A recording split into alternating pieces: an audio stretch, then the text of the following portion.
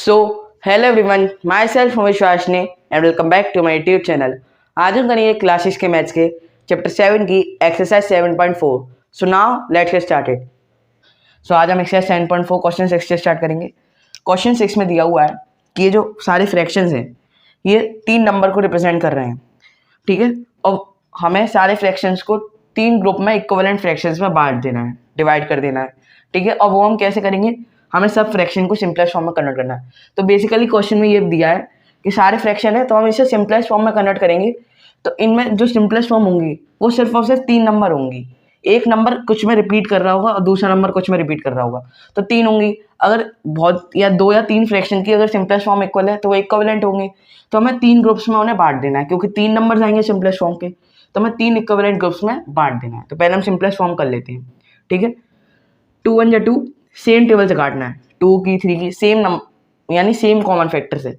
कोई common factor नहीं है न्यूमरेटर डिनोमिनेटर, इसका मतलब वो सिंपलेस्ट फॉर्म में। 2 1 या 2, 2 6 या 12। 1 में 6 में कोई कॉमन फैक्टर है नहीं, 1 के अलावा कोई कॉमन फैक्टर हो तब, ठीक है। 3/15, 3 1 या 3, 3 5 या 15, 1/5। 2 4 या 8, 2 25 या 50, 4/25 आ गया। इसमें भी कोई कॉमन फैक्टर नहीं है 1 के अलावा। 1 के अलावा कोई कॉमन फैक्टर हो तब वो सिंपलेस्ट फॉर्म में नहीं है। अगर सिर्फ 1 ही कॉमन फैक्टर है तो वो सिंपलेस्ट फॉर्म है। 16/100, 4 4 या 16, 4 2 या 8, है ना। 2 बच गया 0, 4 5 या 20, 4 5 या 20, तो 4/25 इसकी आ गई। 10/60, 0 से 0 कट गया तो वह कितना बचा आपका 1/6। या फिर डायरेक्ट आप काट सकते हैं, 10 1 या 10, 10 6 या 60, ठीक है। 15/75, 3 5 या 15, 3 2 या 6, 3 5 या 15, 5 1 या 5, 5 5 या 25, क्या बचा आपका 1/5।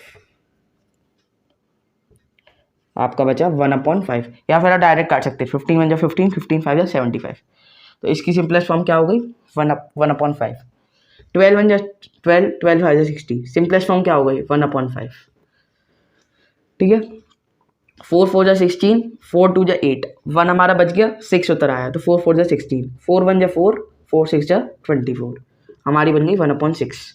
12/75, है ना। 3 4 या 12, 3 की नॉट 3 की टेबल में दोनों नंबर आते हैं। 3 4 या 12, 3 2 या 16, 3 2 या 6, 1 उतर आया हमारा 5, 15 हो गया। 3 5 या 15, इसका हो गया 4/25, है ना। ये क्या हो गया 12/72। देखो 2 6 या 12, 2 3 या 6, 6 7 में 6 का 1 बचा, 12 उतरा है, 36 आ गया। 6 1 या 6, 6 6 या 36, इसका आ गया 1/6। या फिर आप डायरेक्ट कर सकते थे 12 से काट के। 3/18, 3 1 या 3, 3 6 या 18, इसकी हो गई 1/6। 4/25, तो 4/25 तो पहले से ही सिंपलेस्ट फॉर्म में। अब देखो सिंपलेस्ट फॉर्म सबकी देखी तो वो 3 नंबर ही आ रहे हैं। एक तो 1/6, यहाँ 1/6, यहाँ 1/6, यहाँ 1/6, यहाँ 1/6, फिर 1/5, 1/5, यहाँ 1/5, है ना।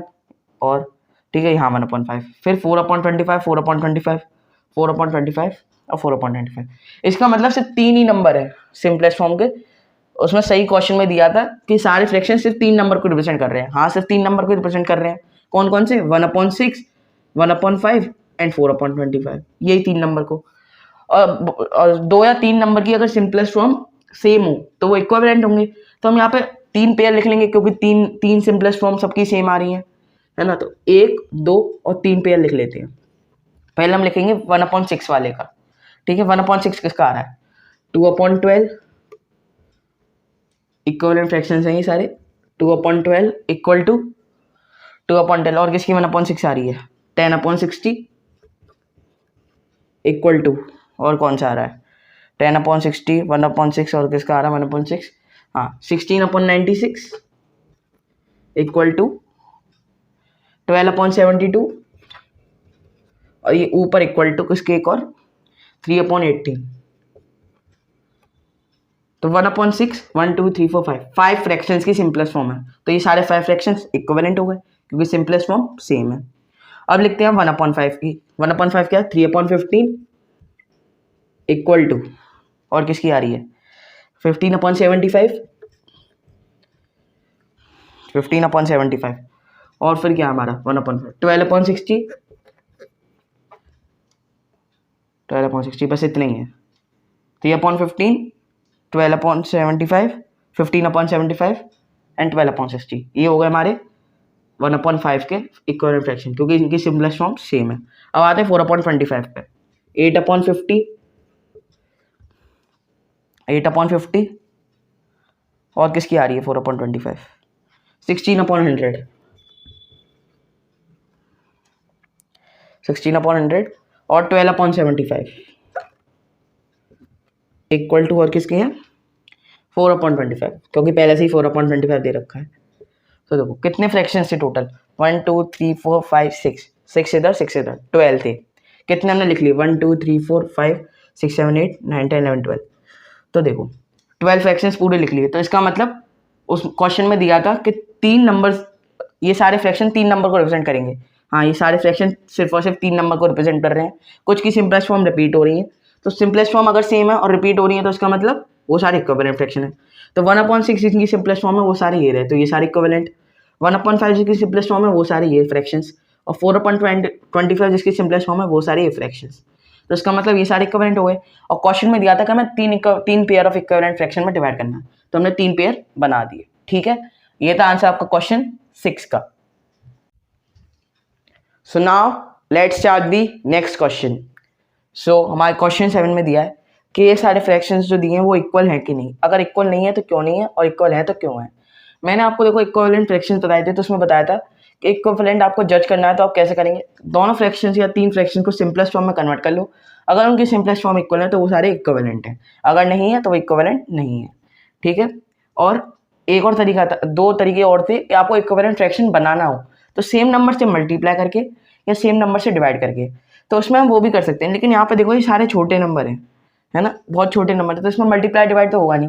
तो आप सिंपली सिंपलेस्ट फॉर्म का, और सबसे इजी सिंपलेस्ट फॉर्म का तरीका ही होता है, इसे आप अप्लाई करके देख लीजिए। बड़े नंबर्स में आप सेम नंबर से मल्टीप्लाई सेम नंबर से डिवाइड वाला कॉन्सेप्ट इस्तेमाल कर सकते हैं। कैसे, जैसे एक नंबर दिया हो कोई भी और दूसरा नंबर दिया हो, अगर इससे सेम नंबर मल्टीप्लाई करने से सामने वाला नंबर आ रहा हो और सेम नंबर से मल्टीप्लाई करने से सामने वाला नंबर आ रहा हो तो वो इक्विवेलेंट है। या फिर सेम नंबर से डिवाइड करने से सामने वाला नंबर आ रहा हो तो भी वो इक्विवेलेंट है। ठीक है, लेकिन यहाँ पे हम सिंपलेस्ट फॉर्म वाला कॉन्सेप्ट इस्तेमाल करेंगे। सिंपलेस्ट फॉर्म में क्या है कि पहले तो देख लो उसको सिंपलेस्ट फॉर्म में है कि नहीं। सिंपलेस्ट फॉर्म में है, अगर इक्वल है तो ठीक है, नहीं है सिंपलेस्ट फॉर्म इक्वल है तो ठीक है, नहीं है तो फिर वो इक्विवेलेंट नहीं है। ये देखो 5/9 ये भी सिंपलेस्ट फॉर्म में है, 4/5 ये भी सिंपलेस्ट फॉर्म में है, दोनों इक्वल है नहीं, तो इसका मतलब फ्रैक्शन भी इक्वल नहीं है। 9/16 एंड 5/9, 9 और 16 ये भी सिंपलेस्ट फॉर्म में है ना। 16 के फैक्टर्स क्या होता है 1 4 एंड 16, 1 4 2 8 है ना, ये सारे। 9 का क्या होगा 1 3 9, तो कोई भी कॉमन फैक्टर नहीं है 1 के अलावा, तो ये भी सिंपलेस्ट फॉर्म में है। 5/9 भी सिंपलेस्ट फॉर्म में है, तो ये इक्वल है दोनों फ्रैक्शंस नहीं, तो ये भी इक्वल फ्रैक्शंस नहीं है। 4/5 एंड 16/20 ये सिंपलेस्ट फॉर्म में नहीं है, तो यहाँ पर आप डायरेक्ट कर सकते हो। देखो 4/4 एंड 5/4 तो ये आ रहा है, या फिर आप इसे सिंपलेस्ट फॉर्म में करके भी कर सकते हो। 4 4 16, 4 5 20, इसकी सिंपलेस्ट फॉर्म आ रही है 4/5 और ये भी 4/5, दोनों इक्वल हो गए, तो ये इक्विवेलेंट फ्रैक्शंस हैं। ठीक है, 1/15 एंड 4/30 ये इक्विवेलेंट में नहीं है, ये सिंपलेस्ट में नहीं है, सिंपलेस्ट में कर लेते हैं। 2 2 या 4, 250 एंड 30, 2/15 1/15 क्या इक्वल है नहीं, तो इसका मतलब ये फ्रैक्शंस इक्वल नहीं है। सिंपली ये देखो, रीजन लिखना हो तो आपको कह देना कि इन दोनों फ्रैक्शन की सिंपलेस्ट फॉर्म इक्वल नहीं है, या फिर इन दोनों फ्रैक्शन की सिंपलेस्ट फॉर्म इक्वल है, तो ये इक्विवेलेंट हो गए। ठीक है, 3 तरीके थे, सेम नंबर से डिवाइड, सेम नंबर से मल्टीप्लाई, या फिर सिंपलेस्ट फॉर्म। ठीक है, 8th क्वेश्चन की तरफ बढ़ते हैं। 8th क्वेश्चन में दिया है कि इला ने 25 पेज पढ़े थे 100 बुक में, 25 पेज पढ़े थे 100 पेजेस में से एक किताब के, और ललिता ने इसमें फ्रैक्शन दिया है कि उसने 2/5 सेम बुक का पढ़ा था। Fraction 2/5 of the same book. Who read less, किसने कम पढ़ा। ठीक है, तो पहले इला का फ्रैक्शन लिख लेते हैं। तो होल कितना हो गया हमारा, फ्रैक्शन कैसे लिखते हैं, होल अपॉन पार्ट। तो होल कितने हो गए 100 और पार्ट कितना होगा 25। 5 5 से 25, 5 2 से 10 और 20 है ना, 5 1 5 5 4 20। इसने पढ़ा 1/4 पार्ट ऑफ द बुक, इसने पढ़ा 2/5 part of the book. 1/4 and 2/5 कौन सा छोटा कौन सा बड़ा है, तो इसमें हमें देखना है। तो देखो ना, तो इसमें फ्रैक्शंस इक्वल, देखो है ना डिनोमिनेटर इक्वल ना न्यूमरेटर इक्वल, तो हमें पहले दोनों का सेम कॉमन मल्टीपल देखना पड़ेगा डिनोमिनेटर में। देखो 4 का कौन सा, 4 1 4, 4 2 8, 4 3 12, 4 4 16, 4 5 20, 5 1 5, 5 2 10, 5 3 15, 5 4 20। इसका भी 20 आ रहा है, इसका भी 20 आ रहा है, तो 4 into 4, sorry 5 4 20, 4 5 20,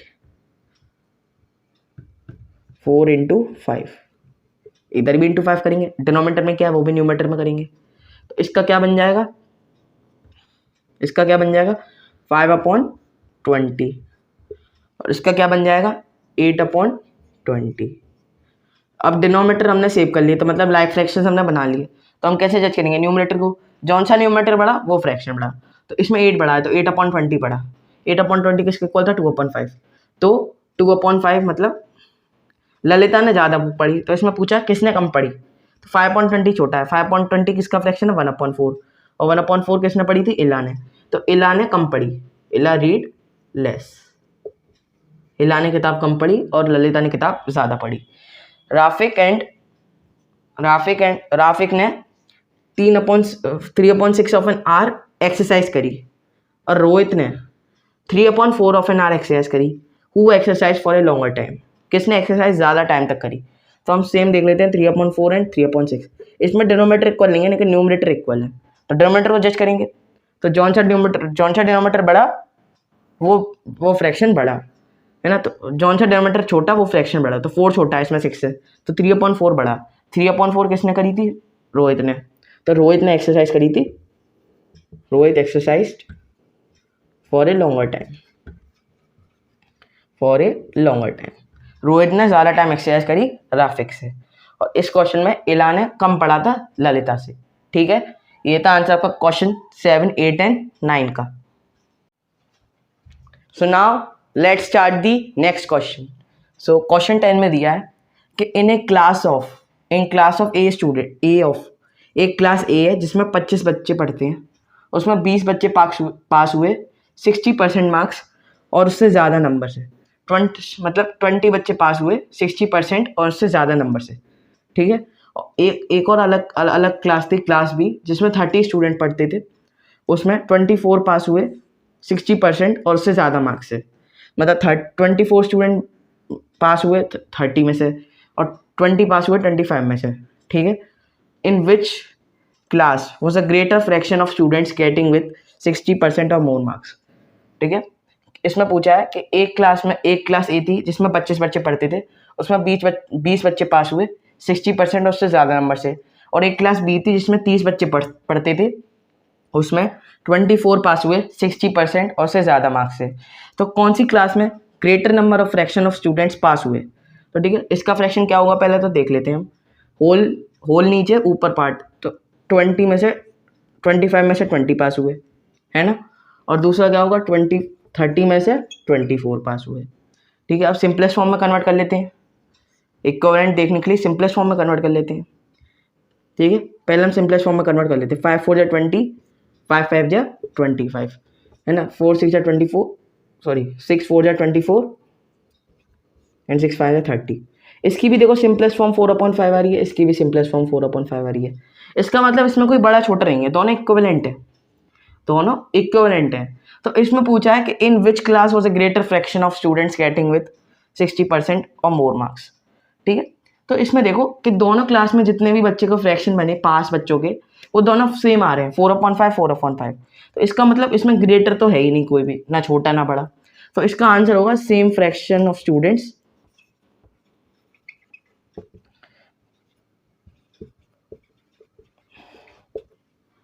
passed with 60 or more marks in both the classes। दोनों क्लास में सेम फ्रैक्शन के स्टूडेंट पास हुए हैं 60 और 60 से ज़्यादा मार्क्स के। कौन सा फ्रैक्शन 4/5। ठीक है, ये था आंसर आपका क्वेश्चन 10 का।